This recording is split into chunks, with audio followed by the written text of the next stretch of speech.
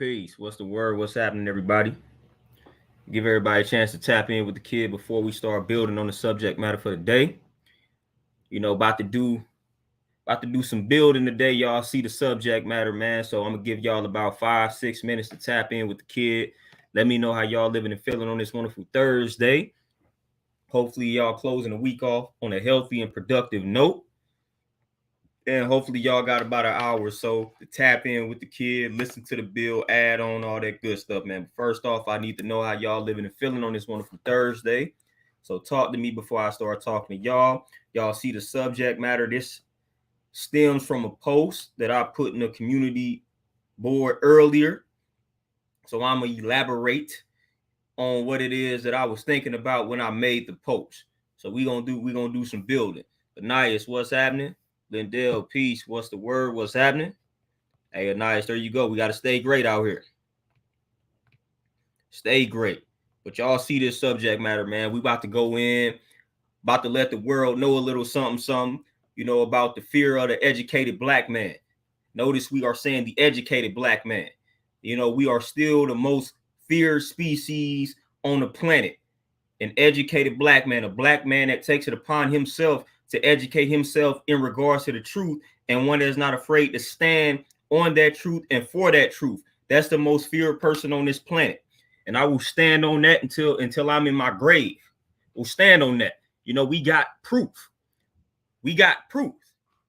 Like straight up, we got proof of this. So this ain't even something that we got to speculate about. These are actual facts. The moment you as a black man take it upon yourself to start educating yourself, you have now become public enemy number one. Public enemy number one. TZ, what's happening? Prodigal son, peace, what's happening? Side of peace, what's happening? Anais, hey, exactly. The black messiah that they always mention and talk about within the COINTEL profiles.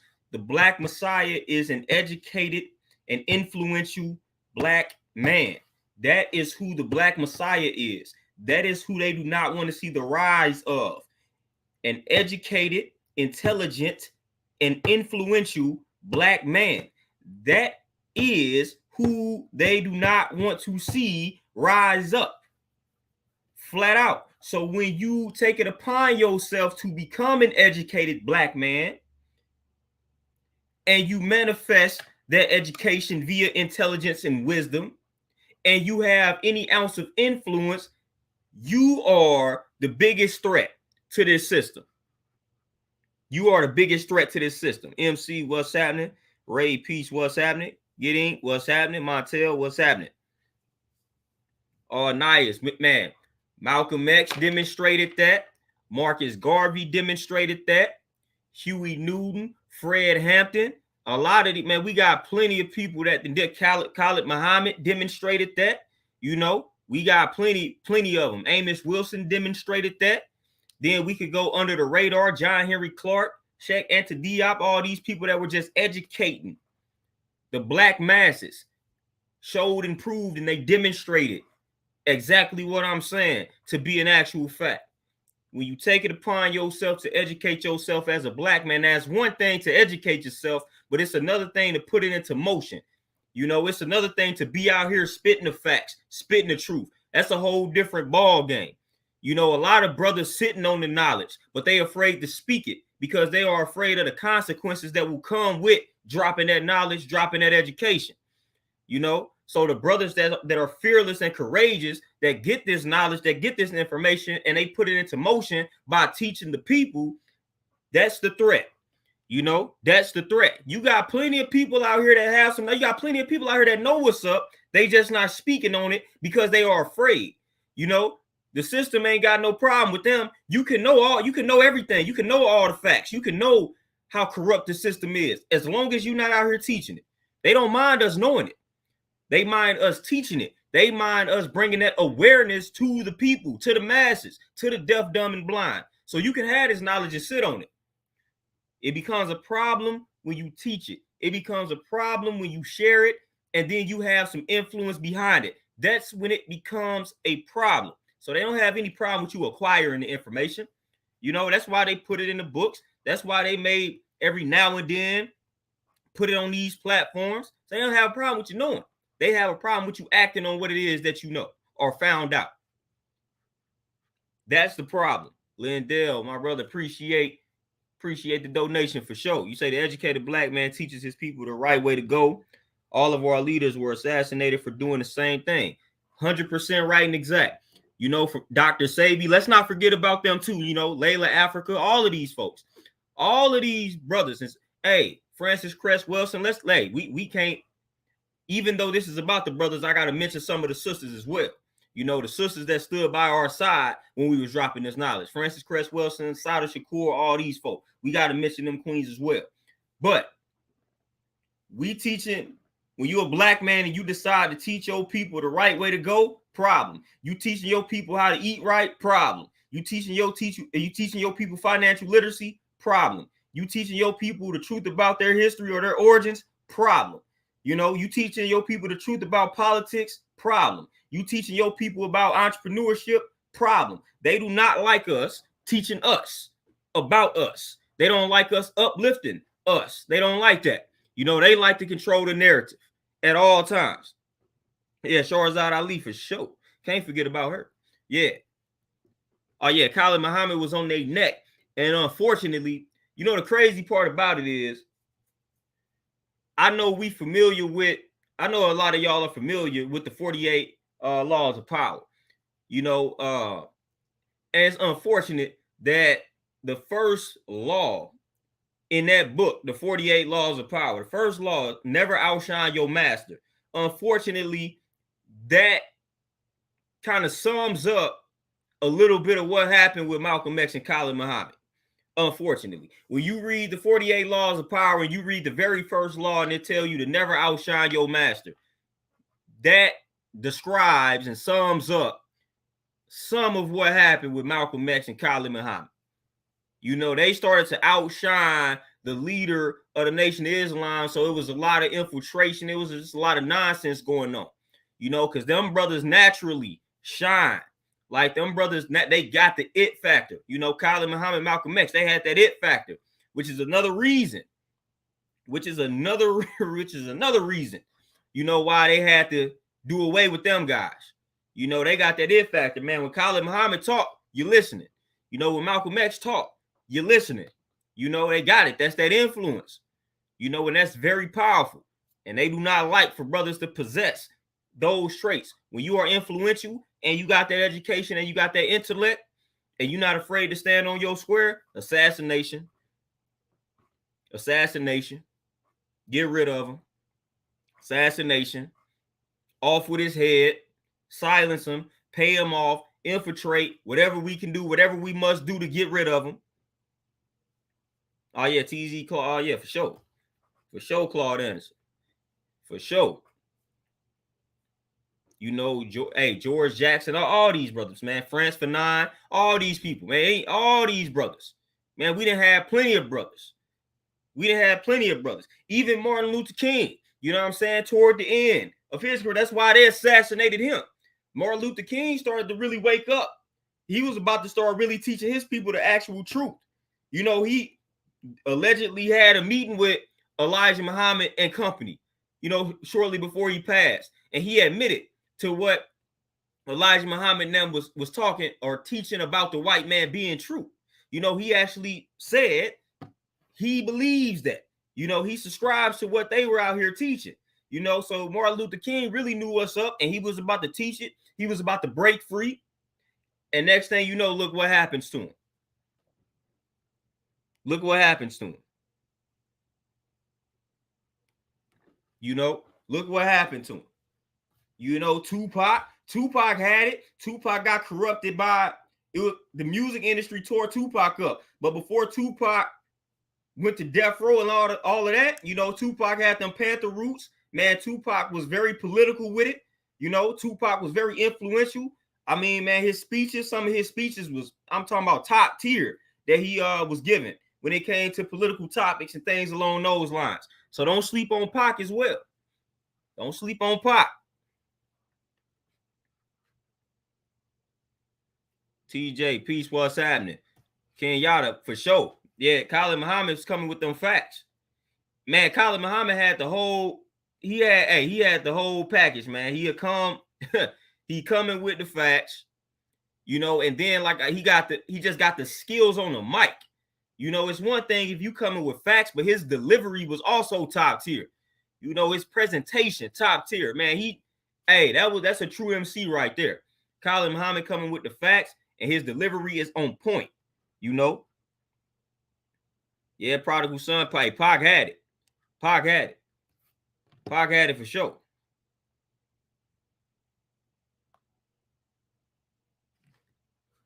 Had it for sure. And that's, again, we seen the downfall of Pac. We seen what happened with Pac. We seen how the industry tore up Pac. We saw that. We saw that. Akuma, what's happening? TJ, exactly. You know, and that's why I'm always striving to wake my brothers up and get my brothers to realize who they truly are and who the actual enemy is. You know, the more of us that realize, hey, the enemy is not, first of all, you got the biggest enemy that's within yourself, but we still have external enemies that we have to worry about. And we think these external enemies are people that look like us. Nah, you got to think beyond that. You know, somebody programmed that brother that looks like you to appear as if he is your biggest enemy. That is who the enemy is. The person that programmed that brother that looks like you to hate himself. What Malcolm X say? Who taught you to hate yourself? Somebody taught you that. Somebody taught us that. You know, we all were placed in a school system that had a certain curriculum, and we were indoctrinated. We didn't have much control over this indoctrination. You know, so who taught you how to hate yourself? That's who the real enemy is. So when you see a brother that acts like you are public enemy number one, somebody programmed him to view you that way. That's who the enemy is, the programmer, not the programmed. You know, so we got to understand that. We got to understand that at all times. The programmer is the biggest enemy outside of ourselves internally. The programmer is the biggest enemy, not the programmed. We got to understand that. As they say, it's a war going on outside no man is safe from. So it's a war. And I'm stressing it. I'm going to stress this at all times. It is a war going on, whether we want to admit it or acknowledge it or not. The war is going on. Matter of fact, I had to just dive into Robert Greene's book. I was just talking about the 48 Laws of Power, but he got another one, the 33 Strategies of War. I didn't have to tap into this because we at war right now. We at war right now, you know. So I had to tap in. You got to study warfare out here, man, because we are at war. The black man is at war, and unfortunately, due to all the programming, we are at war with a lot of different people. You know, we are at war with the system, and then unfortunately, a lot of brothers are at war with sisters. We are at war, and from a lot of different angles. We at war with each other. We at war with them. So, we at war internally. So we fighting a lot of wars right now. Straight up. We fighting a lot of wars right now, and that's real. Airview, what's happening? Kenyatta, Me Against the World is my favorite album of all time. As to me, that's the best album of all time. And it ain't even hip-hop out. That's the best album of all time for me. Straight up. TZ, man, Khalid Muhammad, I done watched every speech forward and backwards of Khalid Muhammad. You know, man, listen. That's my guy. That's my guy. Khalid Muhammad is the GOAT, if you ask me. You know, he's the GOAT. Don't get any better than that guy. That's one of the best debaters and speakers that I've ever seen on this planet. That's my guy. That's my guy. And they definitely feared that guy. You know, they definitely feared that guy. His King College speech is my favorite speech. Chaz, peace, what's happening? Melanin in mind, peace. Just Fresh, peace. Zuri, peace, what's happening? Sharifman, peace, what's happening? Y'all definitely tap in, Brother Khalid. Yeah, tap in to Brother Khalid. You know what I'm saying? But yeah, the educated black man is a problem. you know, and I pay attention to small things. Like I see a sister post up at a Starbucks or, you know, little spot like that with some books. The world thinks nothing of it. Ain't nobody really tripping off of it. But when I go in that same environment, because I've done this, when I go into that same type of environment and I got some books, all eyes on me. Like I didn't seen this with my own two eyes. I didn't experiment on this with myself. You know, I'm watching other people, they can pull out books in public places and the world don't even really care that they pulling out the book. They like, oh, okay. I pull out a book and everybody trying to figure out what I'm reading and why I'm reading it. I done seen it. I pull out a book looking like myself and I shock the planet, the whole world confused that I done pulled out a book. Anybody else pull out a book, not a problem. They pull out the book at the public place, not a problem. Not a problem at all. You know, I done seen it. You know, and a lot of times there is this whole thing about, which is why what inspired my post is, you know, a lot of people always talk about how black men in particular have this fear of, or this intimidation. Like we are intimidated by educated black women. Now that may be true in some instances, but I had to think about, hey, we never talk about who is intimidated by the intelligent or the educated black man. Who is intimidated by the black man? Because black women now, they got black women proud to have all these degrees and all of this type of good stuff. They done indoctrinated black women to where they think these degrees are the most important thing on the planet, and these degrees measure intelligence. Like if you got 3 or 4 degrees, then you must be that smart, which they really don't indicate that. But they got sisters indoctrinated. But it's like, people never thought to wonder, hey, who fears the black man with several degrees? I'm one of them. You know what I'm saying? Corporate America will take the black woman that has several degrees, opposed to because I'm more of a threat to his position than you are. And that's just how it goes. That's just how it goes. The white man literally is going to view me as a threat to his position. He's not going to view the black woman like that. You can have the black woman, unfortunately, the black woman can have the same qualifications as this white man, but he is not intimidated by her potentially rising up, taking his spot. He views me in that light. I'm his biggest competition. So when I go in for the interview and I got the same qualifications as him, and I'm just as intelligent or more intelligent than him, he got to do away with me. He can't bring me in because I'm a threat to his position. I'm a threat to his seat on the throne or his spot on the throne. I'm a threat to it. You know, I'm a big time threat to it. You know, so we the biggest threat when it comes to that. You know, that's why you see a lot of nonsense going on in the corporate world, which is why a lot of brothers got to go out there and get it on their own. We got to create more so than anybody else because we can go get these qualifications, but these folks gonna discriminate against us. And then if we're not dealing with, and this is unfortunate, this is unfortunate when it comes to a brother. So if we're not dealing with the white man hating on us and seeing us as competition, then we got to be dealing with either the white woman or we unfortunately got to deal with our sisters that want to hate on us. I never forget when I got interviewed by a black woman. I never forget this interview. It was at a college in my area. You know, I'm not going to put the college on blast, but man, I never forget this sister asked me in the interview, would I feel some type of way about taking orders from a woman? And she asked me in the interview. Now, that's not an appropriate interview question.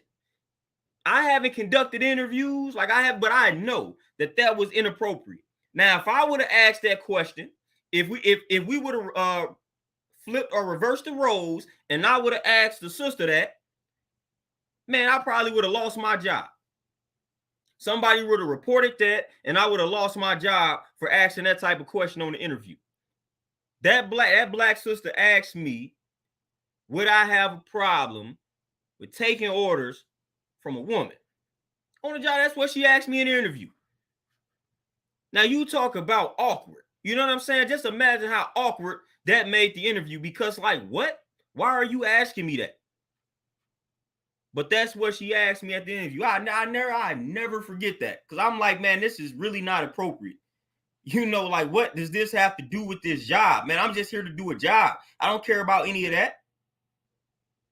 Like, I'm here to do a job. Why are you bringing that into the work environment? Why are you making it about that? Again, if I would have made it about that,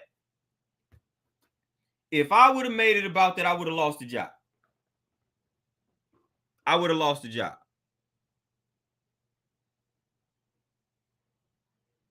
TZ, man, I done pulled out all type of books in public, and folks be looking at me to the point where I started pulling out certain books on purpose. Fall of America, How to Eat to Live. I'm pulling out everything. Revolutionary Suicide. Man, I might pull out the autobiography of Malcolm X. Any book that I feel like can cause problems, I'll pull it out on purpose, because I got tired of people looking at me. I'm like, if y'all gonna look at me like that, I might as well really give y'all something to look at. Pull out the most controversial book that I have, you know. Kelvin, for sure. Definitely not proud to have the debt. You know, that just makes us even more of a slave to the system. All that student loan debt. But yeah, I got the same situation. Got the degrees, got the qualifications, but I also got the debt that I'm not too fond of. You know, but that's the thing. Like, a lot of times you will hear these sisters bragging and boasting, and not all of them do it, but quite a few do. You will hear sisters bragging and boasting about the degrees that they have.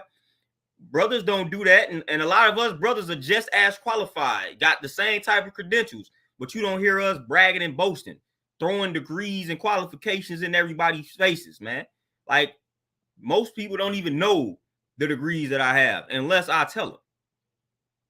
Like, you will not know unless you ask me. Like, I'm not going to volunteer my qualifications and credentials until you ask me. Then I will proudly tell you.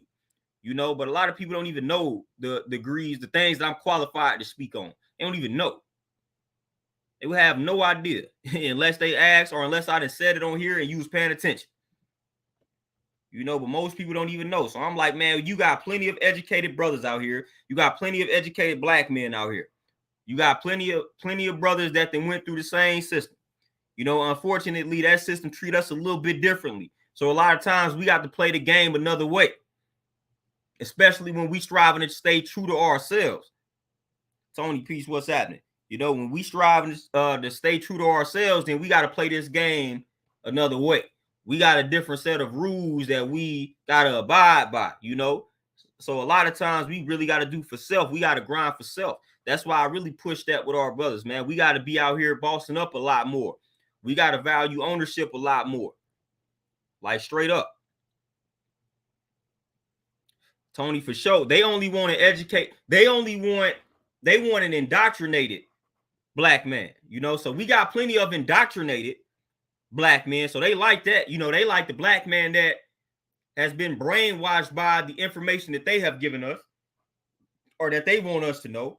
And then they could pretty much train that black man to serve their best interests, you know. So they like the indoctrinated black man.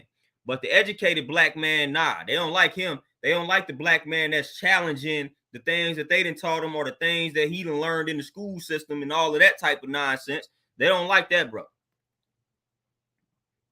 They don't like the brother that will challenge the status quo.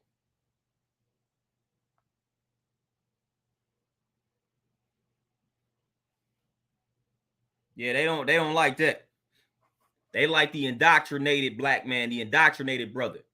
You know, they could tell that brother to do whatever they want. Cut your hair. He cut his hair. Shiny bald head looking like Michael Jordan. He good. You know, this is how you talk to people, and follow this script, follow that script. Like, they want that one. They don't want the brother that's going to ask, hey, why you want me to cut my hair? Like, what they got to do with this job? Problem. They don't like him. They want to be able to control you. They can't control you. You are a threat. You are a threat. I'm not just going to do something just because these white folks tell me to do it. for the sake of getting a job. Like, nah, like, nope. Never that.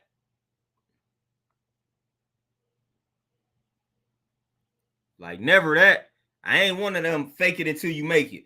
Nah, if the rules don't line up with my morals and stuff that I stand on and stand for, then I'm good. I ain't about to fake nothing until I make it. I ain't about to go cut my hair to get a job and grow it back. Like, nah, if they got some type of rule saying you can't have long hair at the job, well, that job ain't working there. It ain't meant for me to work there. You know what I'm saying? Like, I'm not compromising my principles for no job and for no man. It's not happening. I'm not about to go do something just to get a job, just to please and satisfy some racist white folks. You know what I'm saying? Or a racist system. I'm not doing that. If I cut my hair, it's because I want to cut my hair. You know, if I let go of a principle, it's because I want to let go of the principle, not because somebody made me do it, or not because I had to get this job. And nah, I'm not doing anything for that. I promise you. I promise you. I'm not doing anything out here to satisfy no man. I'm not doing that.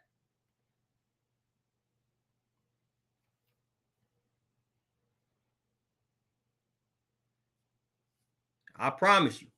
You know, and that's another reason why you may become a threat, man, when you're not willing to compromise, you know, your principles, you know, when you stand on certain things and you're not a slave to the dollar bill. You know, when you ain't got a price out here, man, when you cannot be bought, they can't deal with you. They can't deal with you. So they got to try to silence you, blackball you, all that type of good stuff, man.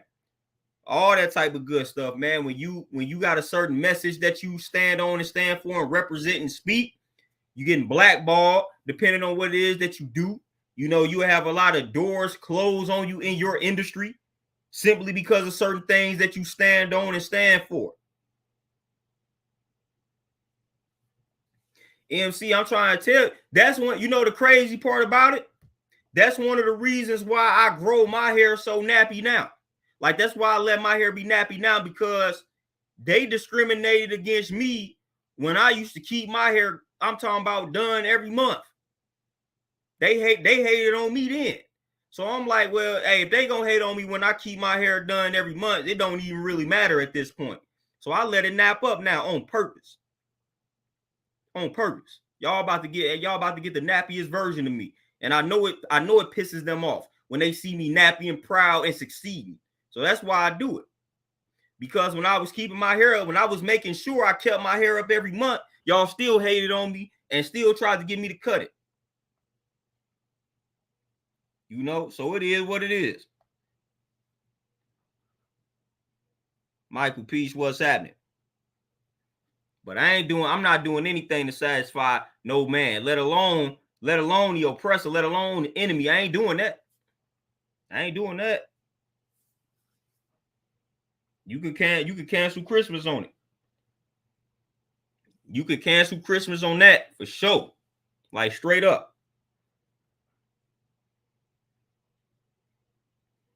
You know, and I didn't dealt with a lot of discrimination, as I'm sure a lot of you all have.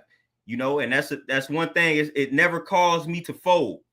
You know, all the little discrimination that I done dealt with never caused me to fold. Yes, some of it made me angry, some of it frustrated me, but I'm like, nah. You know, I'd rather fight this fight than compromise and sell myself out and be unhappy.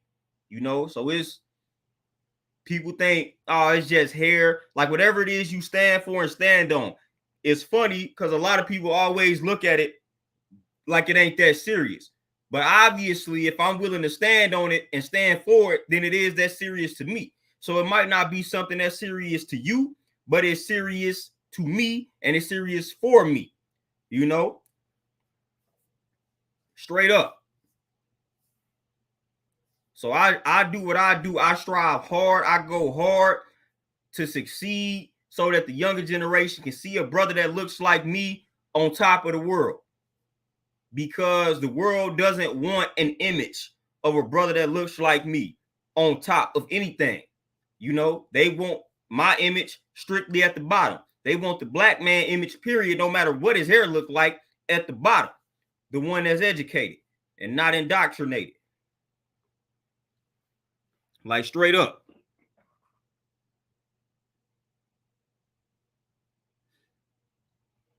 Kumai, I already know, man. I done been there, done that with my family members back in the day. But they just gave up once they saw that it wasn't happening. Gave up. Yeah, Tony. The discrimination is real. See, that's what I'm talking about. People, see, a lot of times, like, we know a lot of what black women go through because they voice it. They let us know.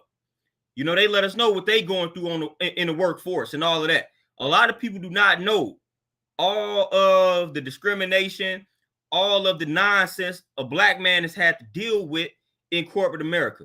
Man, little do y'all know, because we don't go out here. A lot of us don't go out here and complain about it and voice our frustrations on it.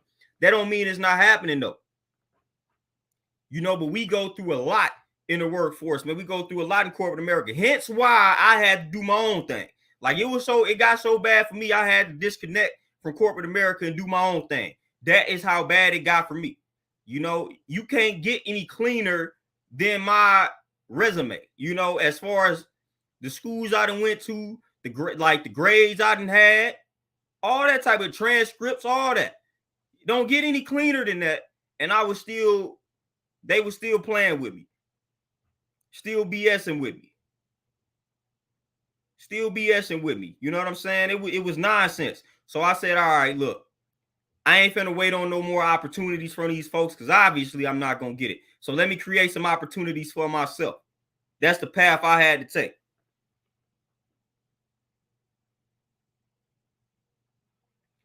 Hey, zero ends. Peace, peace. Hey, for sure. Hey, that's cool with me. So I done dealt with a lot of that trash. I done dealt with a lot of that nonsense, you know. So I said, man, forget it, man. The enemy was doing what the enemy was designed to do, and that was keep me in a certain position and keep me in a certain mindset and mind frame. So I said he just doing his job, basically. The enemy just doing his job. So I couldn't be mad at it. The enemy was just doing his job. So I said, now as a black man, I got to do my job and be the maker, the owner. You know, so I got to go out here and own. I got to go out here and create. I was reading a book that says something along the lines of don't compete, create. So I was like, all right, cool. It's time for me to create these opportunities for myself. Instead of compete with everybody for these jobs, let me create. You know, so when I read that, in the book, I said, all right, I'm going to take this to heart. Stop competing, start creating. You know, and that's some advice I'm giving to everybody. Stop competing out here and go ahead and create. Straight up. Straight up. If you don't take anything else from this stream, that's one of the things you take from this stream as a black man. Stop competing, start creating. Create.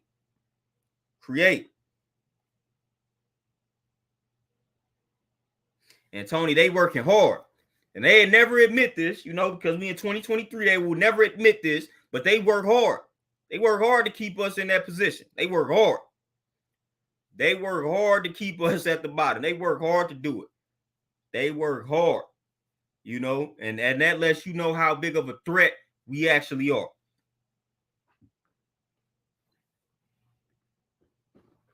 LG for sure.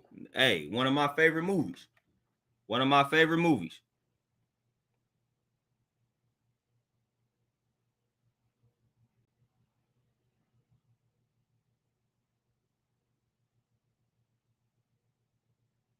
Moni, peace, what's happening?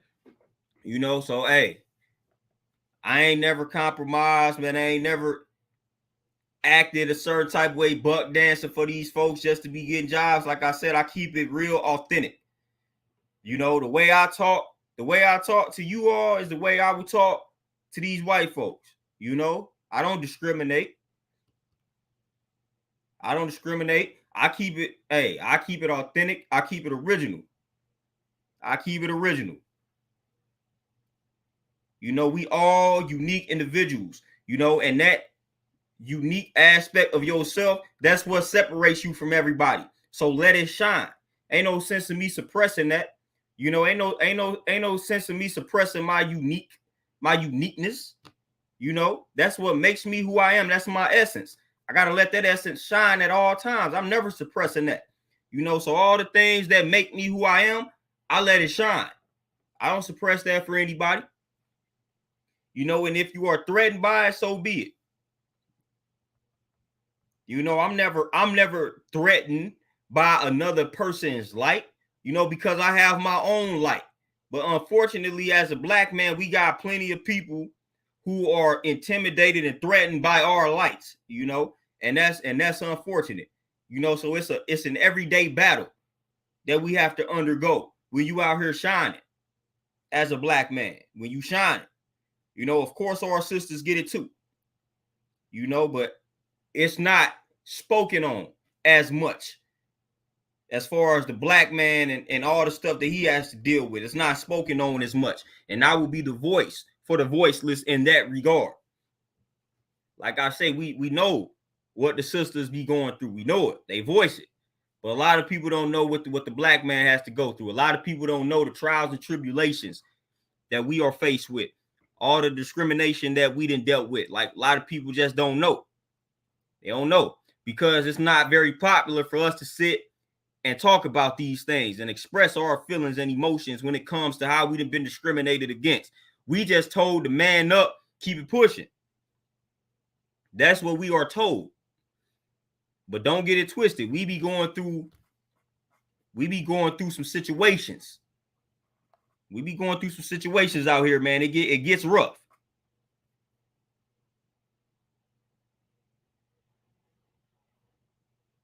It gets rough in the field.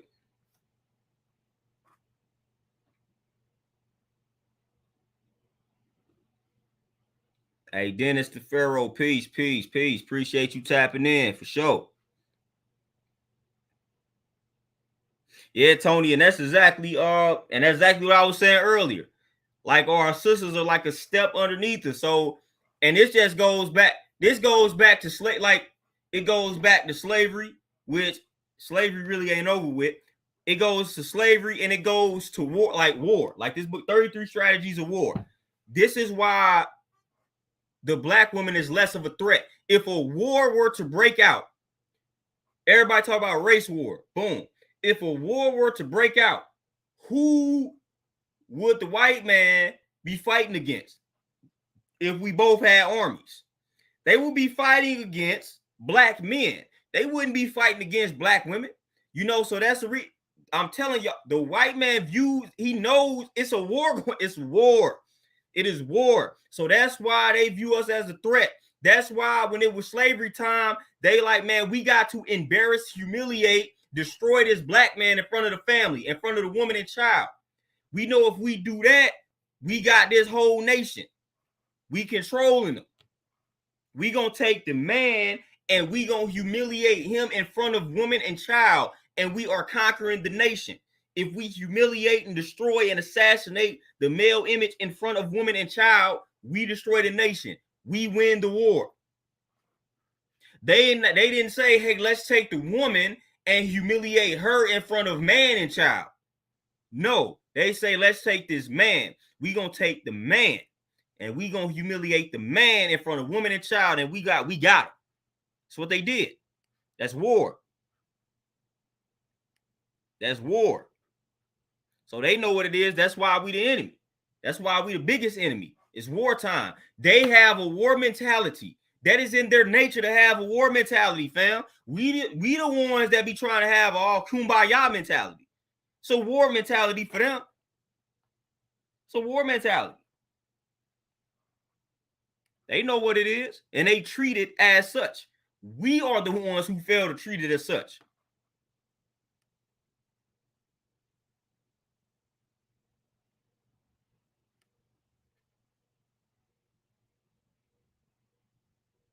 Like, we are the ones that fail to see it as such. And I always talk about that being our downfall, being too nice, being too accepting, being too generous.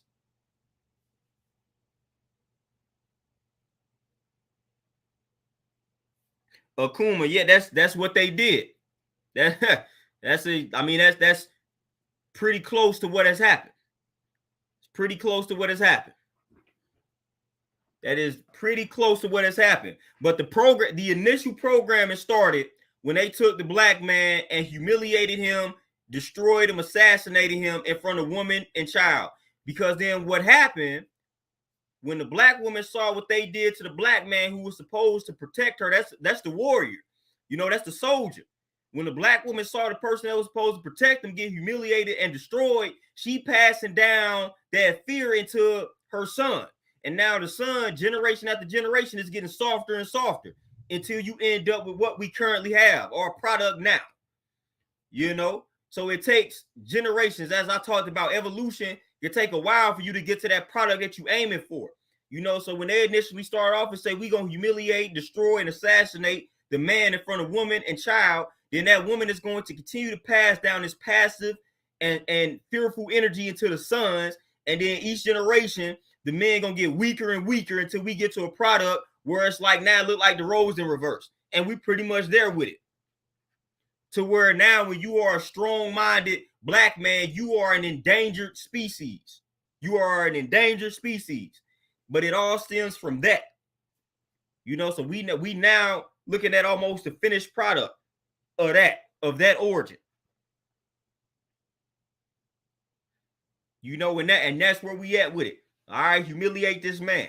When it's wartime, you're gonna take the man, you're gonna take the head of the nation, and you're gonna embarrass him. You're gonna take the strength of the nation and embarrass him.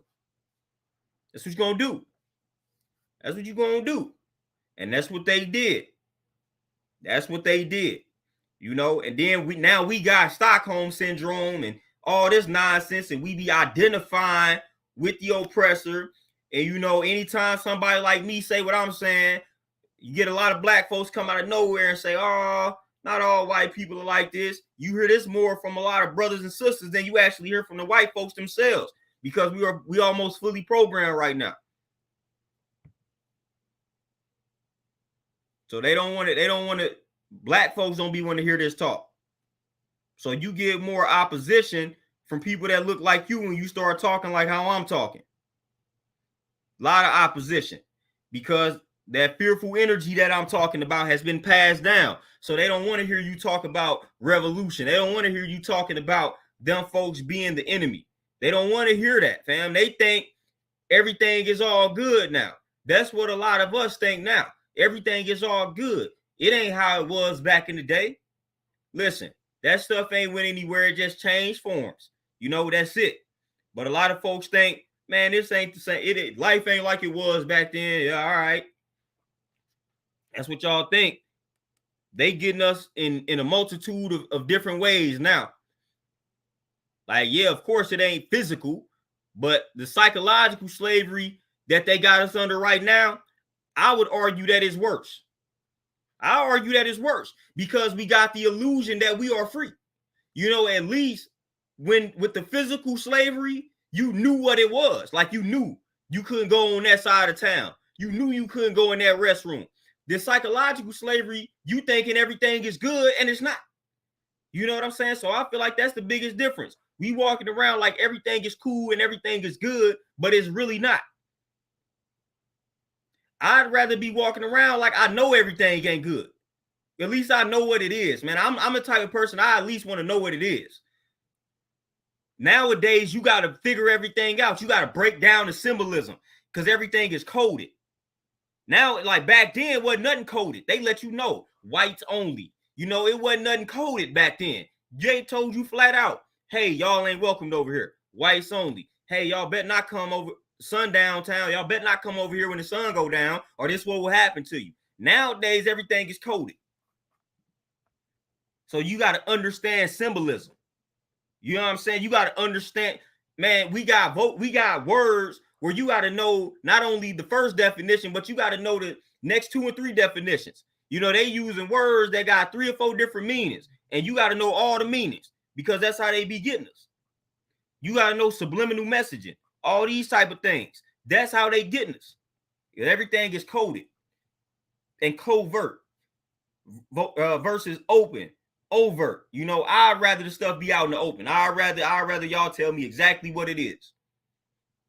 I can work with that. But when you got people thinking nothing is going on, everything is cool, it ain't no more of this going on, and everybody trying to break down the symbolism, nah.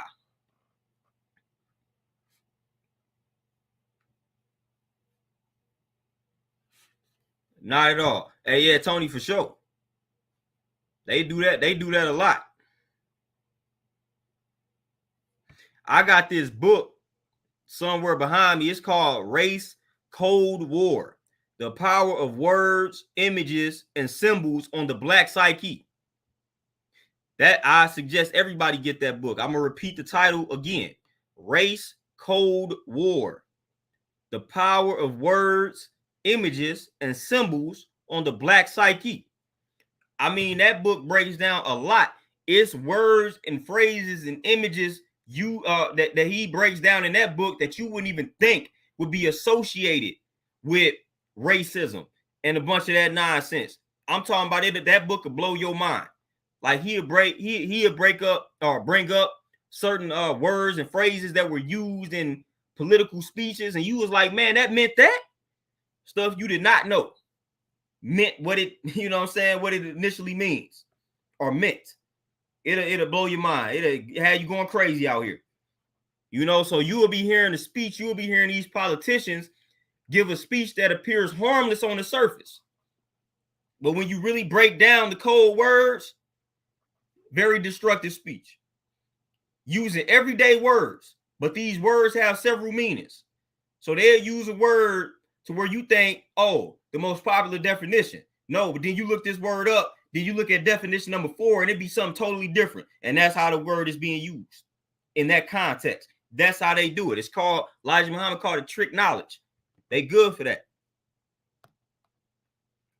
You know, one of the descriptions of a devil is a deceiver, and they are very good at deceiving. They are the masters of deceiving people. You know, so we got to understand deception. But in order for you to understand deception, you got to first accept the fact that you can indeed be deceived. TZ, I got that book behind me somewhere for sure.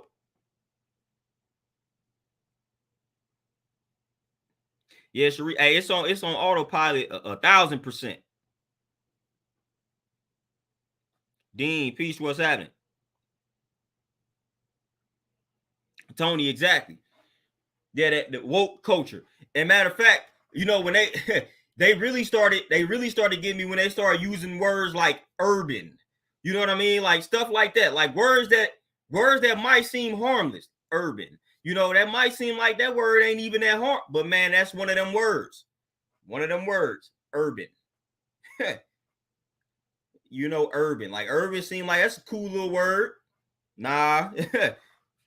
Pay attention to when they use it. Y'all know, we know what urban means. You know what I mean?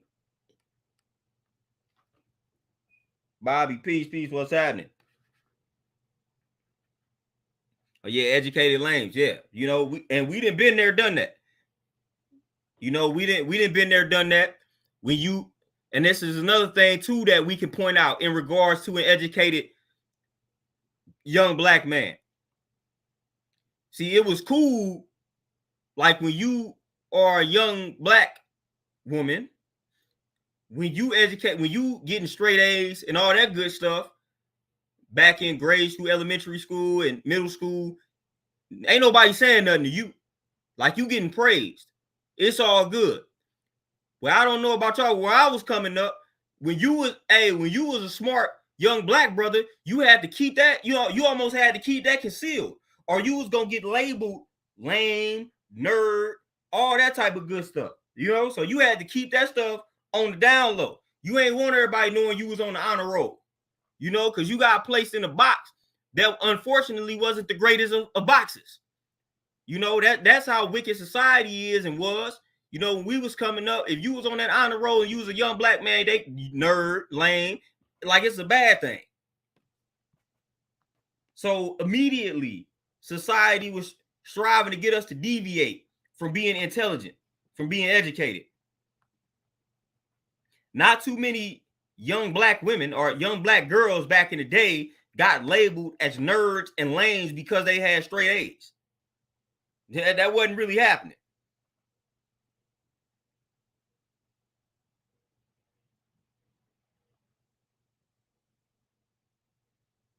Like that wasn't really happening. But when you was a brother though, and you was like, all right, man, I'm about to we gonna be on this honor roll. Man, before everybody came at you.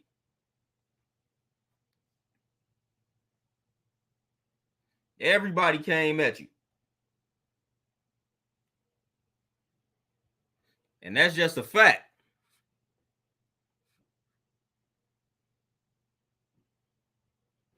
None for sure. And man, speaking, like, I just want to give you, listen, because I'm talking about war, because it's a war. I want to give y'all 33 strategies of war. This, I keep showing this book, but I want to just read over some of the strategies. So man, we got to know how to fight. Like the dude that wrote this book is really giving us the game on white folks. He wrote 48 Laws of Power. He got another book over here that I got, The Laws of Human Nature. I study this dude. I study Robert Greene because he giving you the game on white folks. He giving us the game. You can read all his books and know exactly how to approach these white folks. 48 Laws of Power. That's basically how the white man is in corporate America. I'm trying to tell you, all of his books is giving us the game on white folks. You know what I'm saying? He giving us all the secrets. 33 strategies of war literally will let us know how to fight these enemies. Like they tell you instantly. First strategy, declare war on your enemies. We ain't even there yet. We ain't declared war on the enemy because we don't know who the enemy is. That's strategy number one. I'm trying to tell y'all, these are things we got to embrace. Number two, do not fight the last war. You know, that's number two. I'm going to elaborate on all of these sooner rather than later. But I just want to give y'all the strategies, man, so y'all can know. Number three, amidst the turmoil of events, do not lose your presence of mind. You know, basically stand calm in the midst of a storm. These are things we got to understand. And we are at war. You know, so when you dealing with business, when you dealing with being in the corporate world, whatever the case may be, it is war. Nas said it in a song. He said business is warfare. You know, so when people hear war, they think, oh, armies going at it with one another. Nah, when you operating as a businessman, when you operating in the workforce, it is war, man. So these strategies apply to life in general, fam.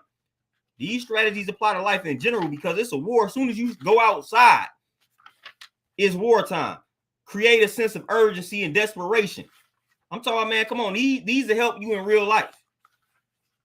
These strategies will help you in real life. Straight up. Avoid the snares of groupthink. Oh, my. This right here is, listen, avoid the snares of groupthink. I just want to read this real quick to y'all. See what's happening. The problem in leading any group is that people inevitably have their own agendas.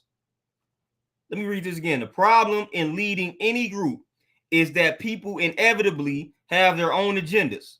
If you are too authoritarian, they will resent you and rebel in silent ways. If you are too easygoing, they will revert to their natural selfishness and you will lose control. You have to create a chain of command in which people do not feel constrained by your influence, yet follow your lead. Put the right people in place, people who will enact the spirit of your ideas without being automatons. Make your commands clear and inspiring. Focusing attention on the team, not the leader. Create a sense of participation, but do not fall into groupthink. The irrationality of collective decision making. Make yourself look like a paragon of fairness, but never relinquish unity of command. Like, come on now. That groupthink, man, listen. These strategies of war, like this is something that you could apply to your everyday life. Segment your forces. Like you got a business, if you got people that you hired, you can apply this. Transform your war into a crusade. Like, come on, man. I ain't even finna give y'all 33 strategies, man, but it's real. We are at war, so we need to be studying war tactics. Just flat out. You are at war whether you like it or not. You are at war with yourself. Whatever your career is, you are at war in that regards. Whatever it is, we are at war, whether we want to admit it or not. Straight up. Oh, yeah, Tony, man. Mastery is good. 48 Laws of Power, we already know. And again, we studying the enemy. Laws of human nature. This joint, that joint good too. That joint great action. That joint is great.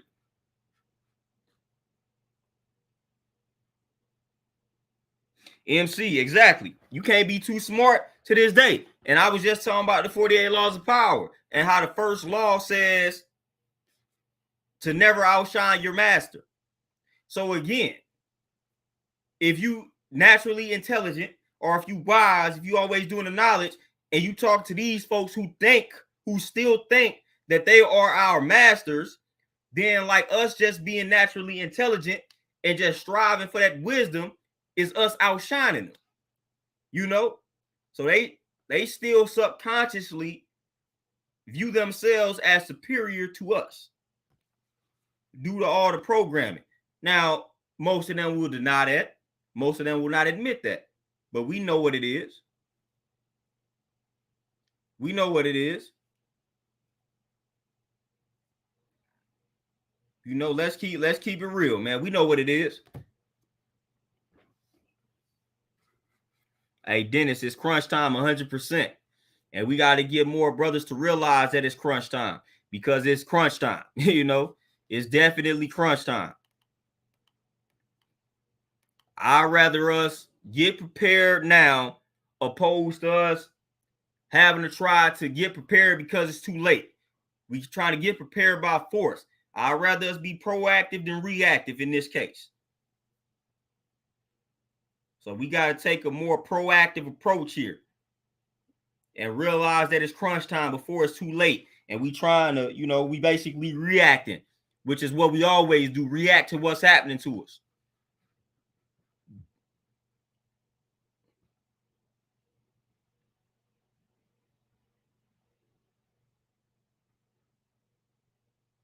None for sure. For sure. And hey, what you do when no one is around is the most important. You know, that's really who you are. What you do when nobody is paying attention, when nobody is around, when nobody is looking. You know, that's really who you are. That's that true character. That's when that comes out. That's when that is revealed. 100%. 100% right and exact.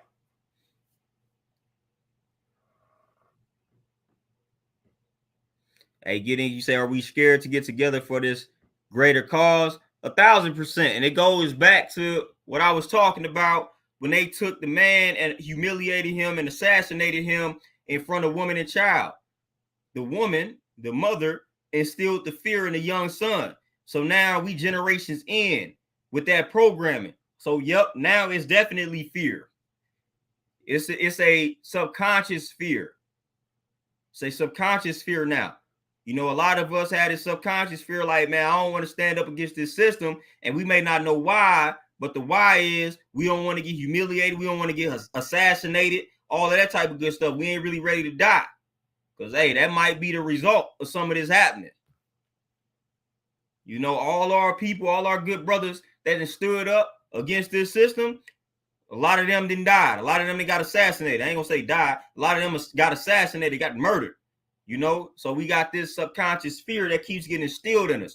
You know, the strong brothers, strong men, the men that say, look, y'all ain't about to be treating me no type of way.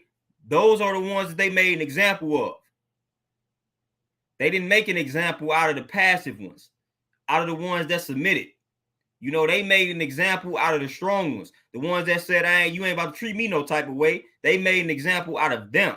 You know, so subconsciously, now those of us that stand for something, we still had this deeply rooted fear. Man, I'm talking about this, man. I might end up assassinated. Some of us may come out and actually say that, but hey, a lot of people won't, but they know what it is though.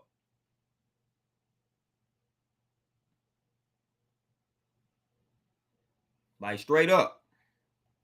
So yeah, and that's from years of conditioning and programming, instilling that fear in the woman, and that woman passing that fear down to the child, and one of the children being the young son. You know, so generation after generation of a weak-minded man, now you're gonna get a product of a very soft generation of men, unfortunately.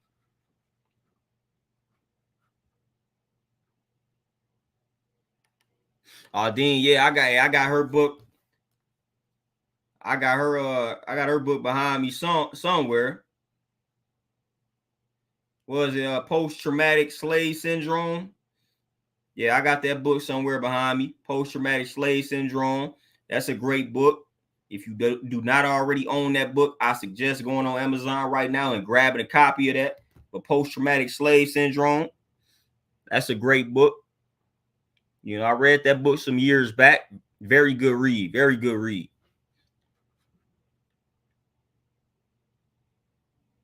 But nice, man. I'm trying to tell you, it's a lot of them out here like that. It's a lot of them out here that possess that characteristic. Straight up soft, you know, and that's that programming. That's that programming. That's that programming, man. We cannot be soft out here, you know. So that's why I try to get on, brother, when I see them soft characteristics, like, man, we gotta, hey, it's wartime, man. We gotta soldier up, you know. So we can't be out here being weak, you know, because they gonna prey on that. We gotta stay strong, man. We gotta stay strong.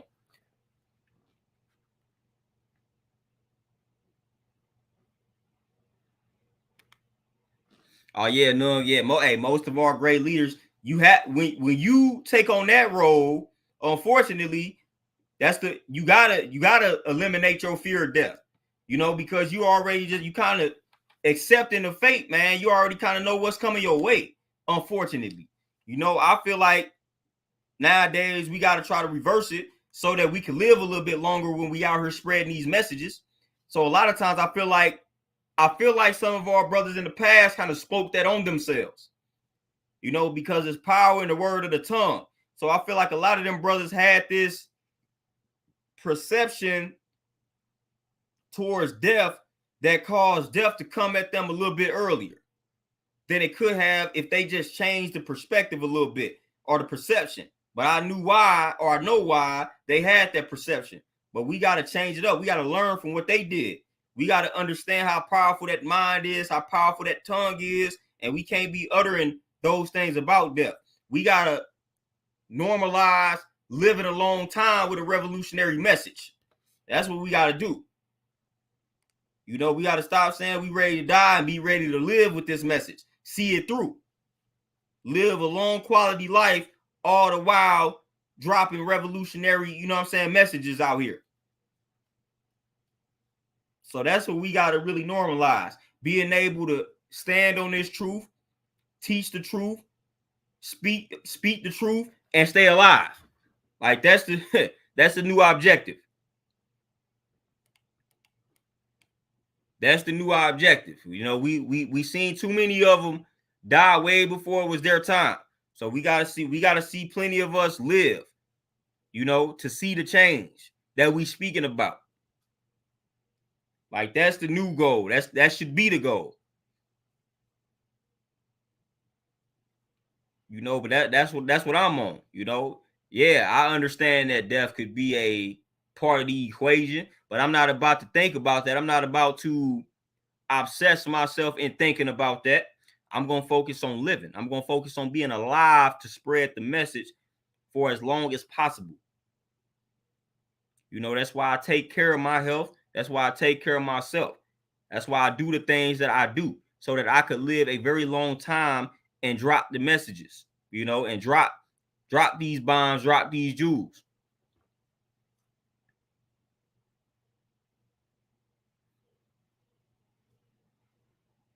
Yeah, Kuma for sure. Hey, we gotta stay alive for them. And hey, Dennis, yeah, they can't get rid of us. They've been trying for so long and they just can't do it. They can't do it. They know what it is. They can't eliminate us. They can't.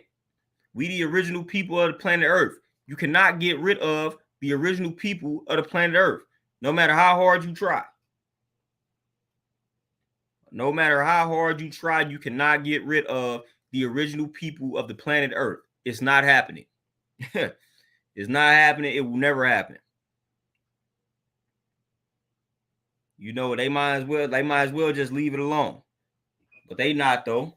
You know, because they think they are supreme race, so they think that they could get rid of us, but they can't though. Epic fail, epic fail. They can't get rid of us. They can't get rid of the original people of the planet Earth. Not happening. Will never happen.